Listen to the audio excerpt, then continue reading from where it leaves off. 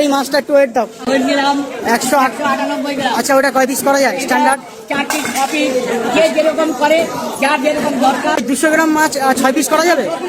দেখেন অবস্থা, 200 গ্রাম মাছ কিনে সেই মাছটাকে আবার 6 পিস করতে বলে। দাদা বাবুরা, তোমরা কি কখনো সোজা হবা না? কুকুরের ল্যাজ যেমন ঘি দিয়ে টানলেও সোজা হয় না, তেমনি এই ভারতীয় দাদা বাবুরা যত টাকাই ইনকাম করুক, এরা কখনো ছেঁচড়ামি ছাড়বে না, এরা কখনো সোজা হবে না। শুধু এই কারণেই বাংলাদেশের ইলিশ মাছ ভারতে রপ্তানি করতে চায় না বাংলাদেশের মানুষ, শুধু এই কারণেই।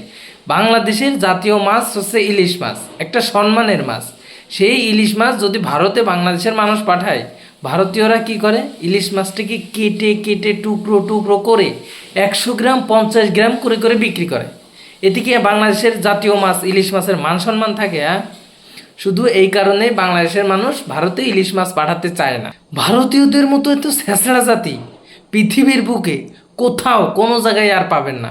আমার মনে হয় না পৃথিবীর বুকে এদের মতো ছেঁচড়া মানুষ আর কোথাও আছে।